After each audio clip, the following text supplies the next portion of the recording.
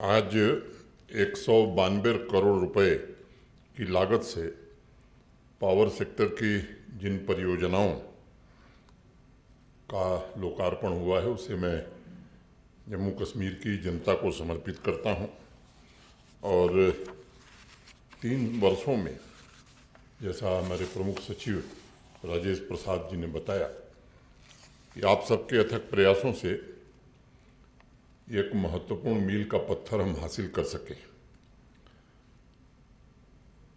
नए receiving station के अलावा कश्मीर घाटी में के बेहतर भविष्य के लिए RDSS के अंतर्गत 1614 करोड़ रुपए की परियोजनाओं और जम्मू संभाग के लिए भी इसके आसपास की परियोजनाओं के MOU भी अभी आपके सामने हस्ताक्षरित किए गए। मुझे याद है, मैं अगस्त 2020 में आया था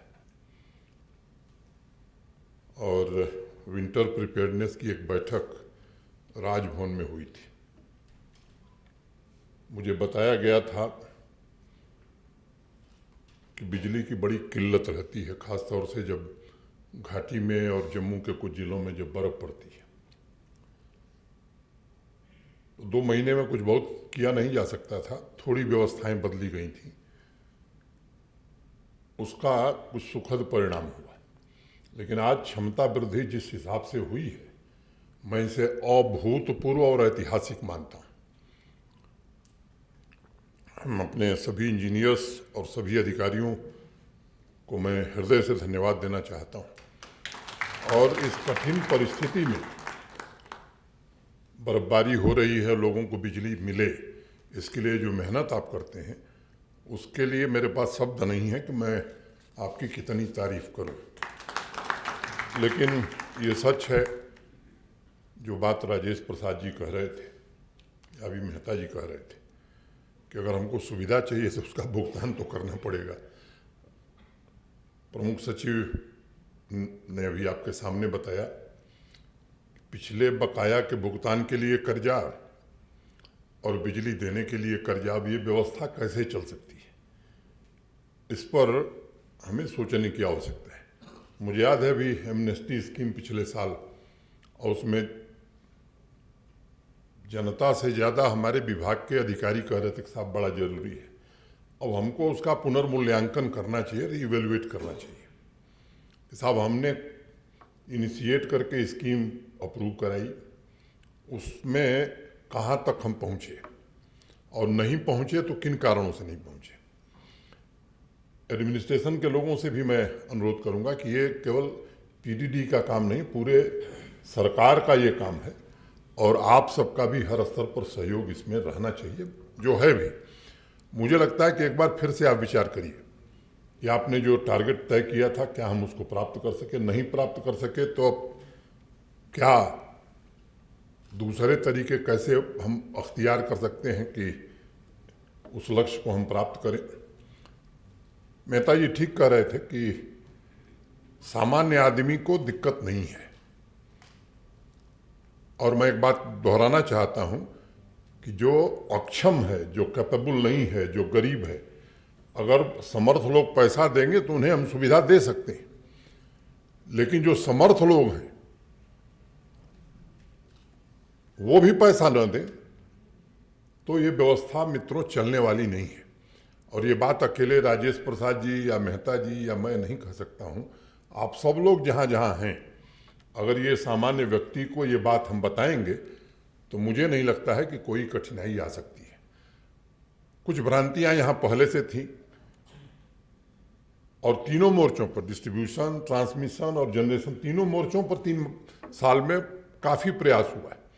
अब आप सबको मालूम है कि बिजली हमारे हाइड्रो पावर हम जनरेट करते हैं कितनी बनती है, भी मालूम है।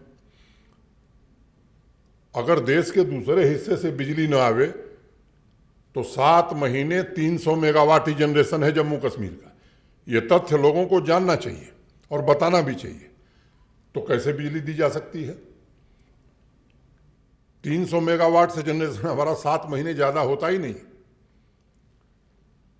हम उसमें भी कोशिश कर रहे हैं कि जितनी उत्पादन क्षमता लंबे सालों में 50-60 सालों में बनी थी, आने वाले 2-3 सालों में उतनी बिजली का उत्पादन हम और बढ़ाने में समर्थ होंगे। इस दिशा में भी काम हो रहा है। आपने पूरा विवरण बताया, मैं उसे दोहराना नहीं चाहता हूँ। डिस्ट्रीब्यूशन की क्षमता कितनी बढ़ गई है। अब बर्फ और बिजली दोनों एक साथ दिखे कश्मीर में, ये सपना था लोगों का, उस सपने को आपने पूरा किया। ये साधारण काम नहीं। ये यहाँ कहावत है कि वादी में बर्फ और बिजली एक साथ नहीं दिखती, और काफ़ी परिश्रम करके किया है।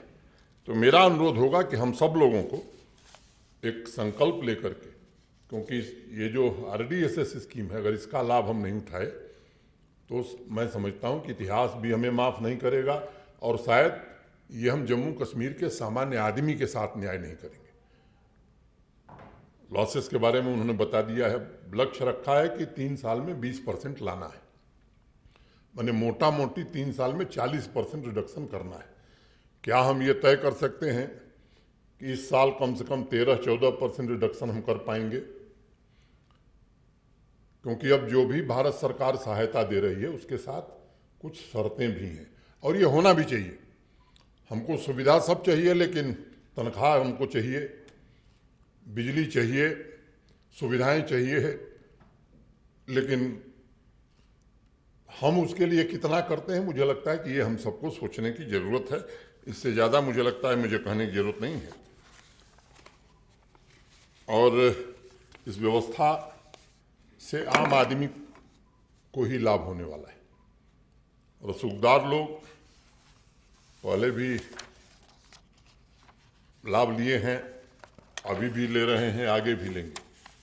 लेकिन प्रशासन का जो मूल कर्तव्य होता है, मैं मानता हूं कि वो कॉमन मैन के लिए उसका काम होना चाहिए। सामान्य आदमी को असुविधा, दिक्कत न हो, ये हमको बराबर ध्यान में रखना चाहिए।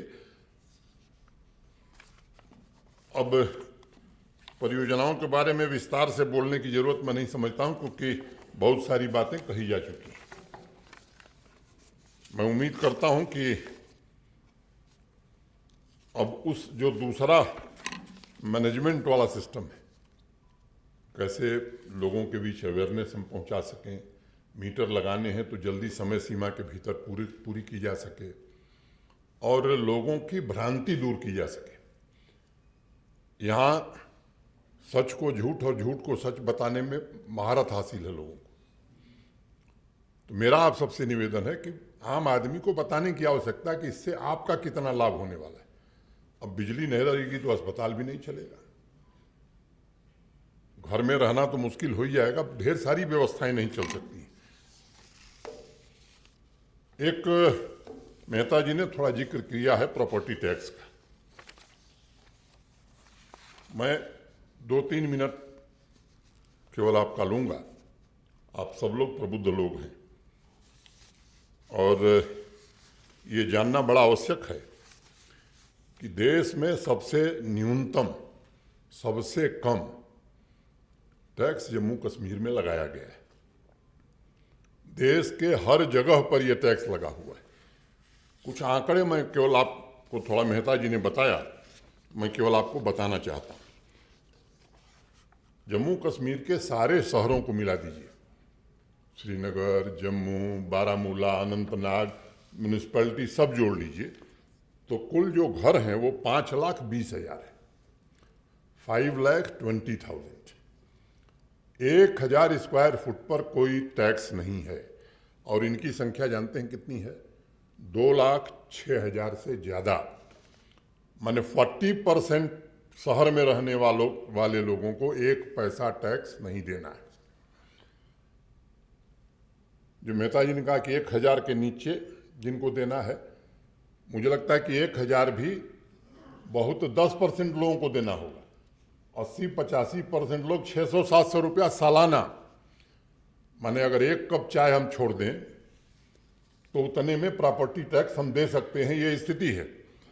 2,03,600, 2,03,600, 5,20,000 में ऐसे लोग हैं जो 1,000 से कम टैक्स भरेंगे 1 साल में।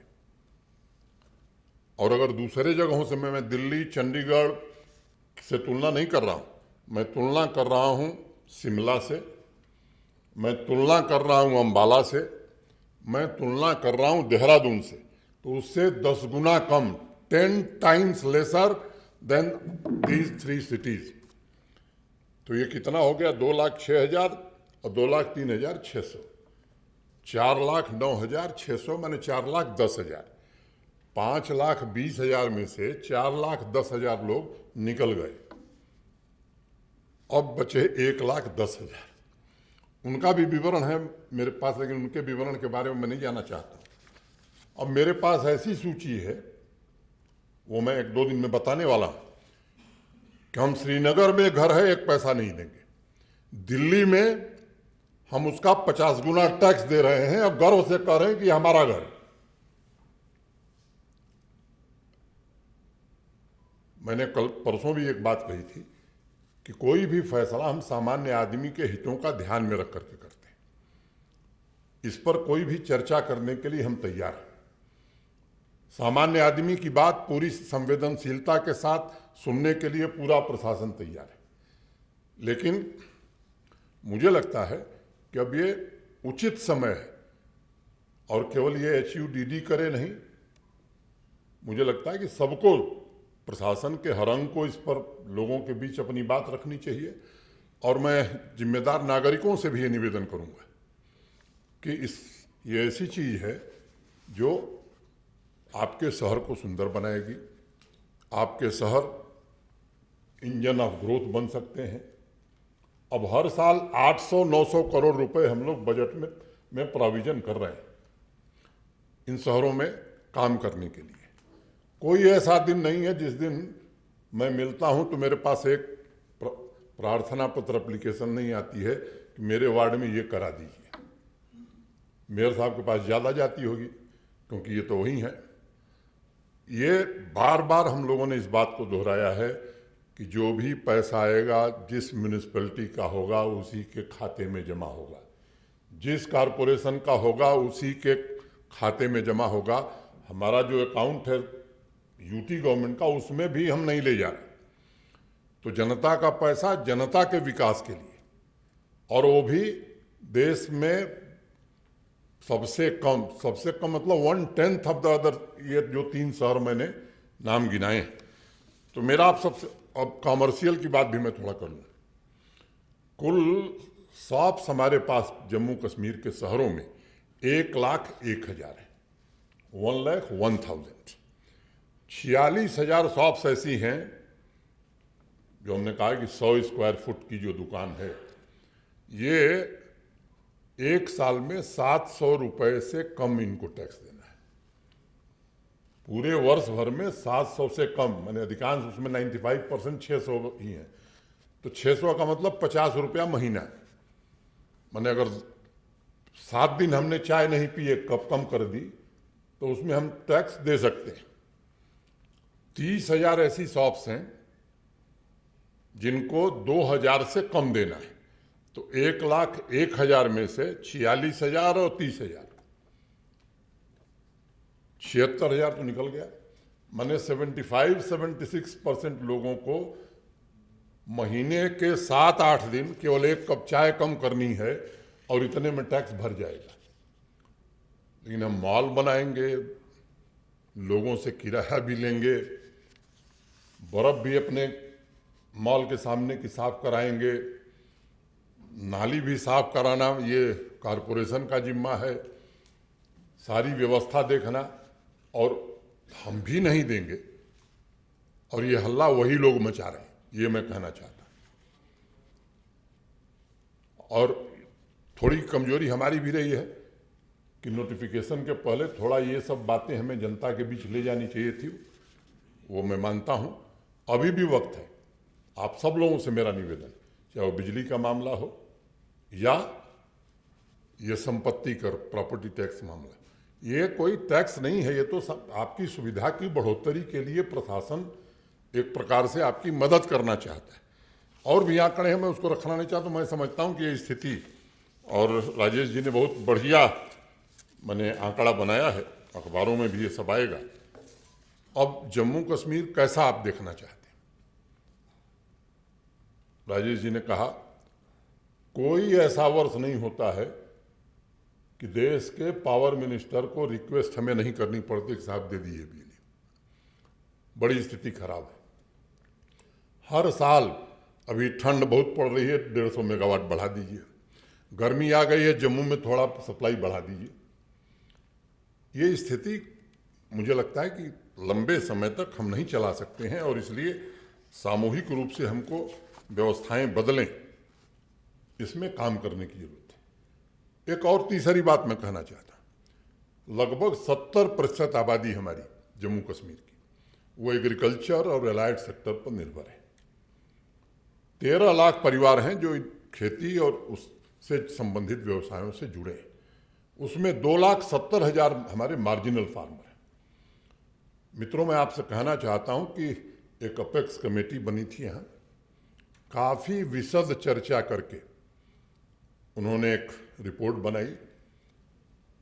शायद उसके जो अध्यक्ष उस समिति के थे, कभी वो बिहार सरकार के योजना आयोग प्लानिंग कमीशन के उपाध्यक्ष होते थे। जिस दिन हम लोगों के सामने प्रेजेंटेशन था, उन्होंने कहा कि साहब 5,013 करोड़ रुपए जो बजट आप रखते हैं एग्रीकल्चर और एलाइड सेक्टर का, उसके अलावा हमको दीजिए। अभी जो आपका कंट्रीब्यूशन है जीडीपी का, बड़ा कंजर्वेटिव असेसमेंट उन्होंने बताया कि इसको हम 5 साल में दुगुना कर देंगे। वो कंजर्वेटिव है, मैं तो उससे ज़्यादा मान रहा हूँ। मीट बाहर से मंगाते हम, फॉडर हमारे पास है नहीं, मिल्क डेफिसिट स्टेट थे, अब हम सरप्लस की ओर जा रहे हैं। एप्पल, वॉलनट, जो भी ये फसलें हैं हमारी विशेष मूल्य की, हमारी क्षमता है कि इनकी पैदावार हम 3 गुनी कर सकते हैं। उस दिशा में हम जा रहे हैं।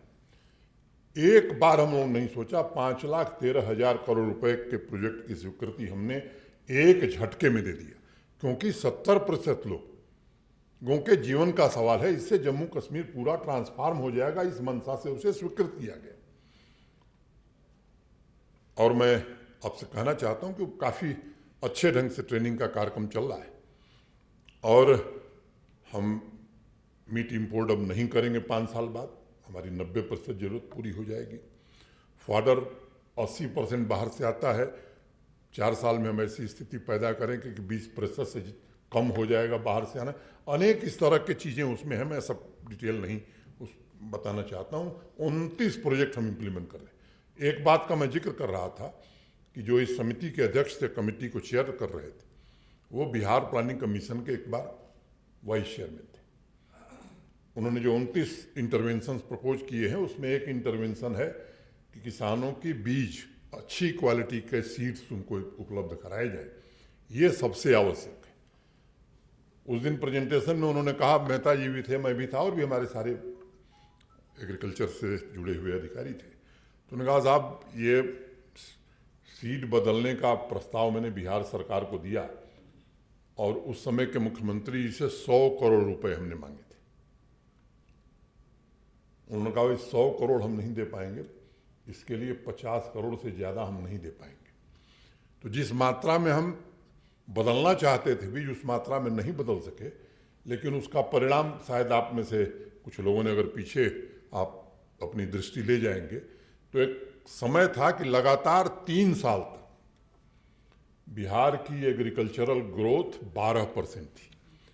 आज हमारी एग्रीकल्चरल ग्रोथ जो है वो 2.2% है, और इस प्रोजेक्ट को इम्प्लीमेंट करने के बाद रिपोर्ट कहती है 11%। मैं आप सबके बीच में बहुत जिम्मेदारी से कह रहा हूँ, 4 साल बाद हमारी एग्रीकल्चरल ग्रोथ 12% से ज़्यादा होगी, देश में सबसे ज़्यादा होगी। तो इस तरह की परियोजनाएं भी हम कर रहे हैं। अब ये इसको अलग अलग देखना, साइलोज में देखना, मुझे लगता है कि ये उचित नहीं है। बिजली ठीक मिलेगी तभी खेती अच्छी होगी, किसान संपन्न रहेगा तभी आपका बिल देगा। शहरों का विकास अगर हम चाहते हैं तो न्यूनतम भार, मैं कहूं कि न्यूनतम, जैसा मैंने बताया कि शिमला से 10 गुना कम, 1/10 ऑफ शिमला। और वो लोग जो दे सकते हैं, जो नहीं दे सकते उनको हमने पहले ही एग्जाम कर दिया, वही 1,000 स्क्वायर फुट छोड़ दिया है। तो मेरा आप सबसे निवेदन है कि इसमें भी, मैं पीडीडी के कार्यक्रम में बोल रहा हूं तो आपको लगेगा क्या बोल रहे हैं। आप भी जम्मू कश्मीर के जिम्मेदार नागरिक हैं। और इस बात को जनता के बीच बताने में मैं आप सबसे निवेदन करना चाहता हूं कि जहां बिजली के बारे में बताइए वहां ये भी बताइए कि भाई एक बेहतर जम्मू कश्मीर जो आर्थिक रूप से संपन्न हो, जो स्वावलंबी हो, जहां रोजगार के अवसर उपलब्ध हों,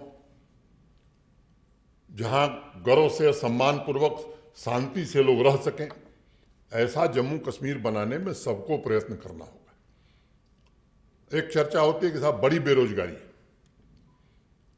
मित्रों, मैं अभी बैक टू विलेज 4 हुआ, आप सब लोगों ने उसमें बड़ी मेहनत की। देश के किसी स्टेट की बात मैं करता हूं, उसमें 2 बातें हम लोगों ने, ढेर सारी बातें थी, केवल 2 का मैं जिक्र कर रहा हूं। एक लक्ष्य तय किया था कि हर पंचायत से 15 नौजवान को चिन्हित करेंगे, सेल्फ एम्प्लॉयमेंट के लिए उसे फाइनेंशियल सपोर्ट दिलाएंगे। मोटे तौर पर 4290 पंचायतें हैं, 15 से अगर आप गुणा करें तो 62,000 लोग हुए, 62,000 63,000। आज से 25 दिन पहले एक दिन में 75,000 लोगों को 939 करोड़ रुपए इस योजना में हम लोगों ने दिए, एक दिन में, सिंगल डे, एक दिन में। और कार्यक्रम खत्म होने के 15 दिन के अंदर, विद इन 15 डेज, 20 नौजवान चिन्हित हुए हैं जिन्हें स्किल डेवलपमेंट की ट्रेनिंग दी जा रही है। सरकारी जो पद हैं, 30,000 से ज्यादा पद भरे जा चुके हैं। कहीं भी शिकायत आई है तो सीबीआई जांच नहीं, मैंने जितनी कठोरतम कार्रवाई है वो कठोरतम कार्रवाई की गई है। और पब्लिक सर्विस कमीशन ने अभी केएस का रिजल्ट निकाला। शायद देश के किसी स्टेट में, किसी यूटी में लास्ट कैंडिडेट का इंटरव्यू खत्म हुआ और 2 घंटे बाद Jammu Kashmir public service commission ने रिजल्ट डिक्लेयर कर दिया। 2001 से डिपार्टमेंट में प्रमोशन हुए नहीं थे, अनेक डिपार्टमेंट में, आप लोग जानते हैं मुझसे बेहतर। एक नहीं, 11 डिपार्टमेंट के सारे प्रमोशन करके खत्म कर दिए गए। और यही नहीं, अब तो एडमिनिस्ट्रेटिव सेक्रेटरी को यह कहा गया है कि आप भविष्य में भी आप दे दीजिए, हम लिस्ट तैयार करके देते हैं, जैसे समय आए आप तुरंत इनको प्रमोशन कर दीजिए। अब जिसका प्रमोशन नहीं करेंगे उसमें कौन सा उत्साह बचेगा काम करने का? क्यों नहीं होता था, इस कारण पर भी जरा विचार करिए। क्यों नहीं किया जाता था? इसलिए नहीं किया जाता था कि जेई को इंचार्ज जेई बनाना है, इंचार्ज जेई को इंचार्ज एडबलई बनाना है, इंचार्ज एडबलई को इंचार्ज एक्सीएन बनाना है। और एक उदाहरण तो ऐसा है जो सेक्रेटरी बन गया। अब अगर जुनैद मट्टू साहब सीनियरिटी में और मेरिट में नंबर 1 है और मैं इनको पसंद नहीं करता, मुझे एक्स को बनाना है, वो 11वें नंबर पर है, तो अब इनकी मेरिट, इनकी सीनियरिटी मैं कैसे काट सकता हूं? तो बेहतर यह है कि 11वें नंबर को इंचार्ज हम बना दें।